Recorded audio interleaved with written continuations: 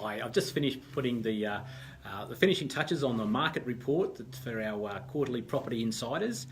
It's been pretty frustrating trying to put it together with the statistics that we have. It's all the doom and gloom in the press at the moment is very much Sydney and Melbourne based. I think it culminated in one national television program talking about a possible 40% decline in the property prices in Australia. That would be the biggest decline in the history of Australian property. It would be associated more with a catastrophe rather than what we're seeing at the moment. But look, the Canberra market does operate with different fundamentals, different factors. I think we're about to overtake Hobart as the capital city with the largest increase year on year. So I think it's close to 3%. And our auction clearance rate on the weekend was 64%, and that seems to increase as the week goes on.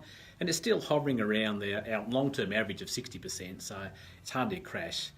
Our population growth is bigger than predicted by the ABS statistics.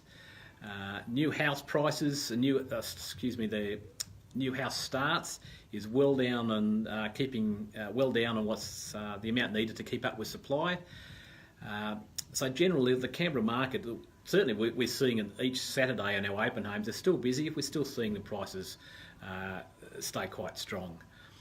I suppose the biggest influence coming up is the federal election. As any long-term Canberra knows that as we get closer and closer to a federal election, we do tend to the economy tends to go into its shell a bit.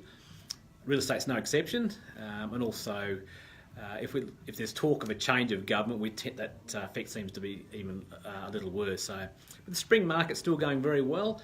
Let's see how we go in autumn. But as I said, I've just finished the market report. So if you'd like to get some information about your particular suburb, what's going on in the market, and generally, please just drop us a line or drop us a Facebook message, and we'll get one out to you.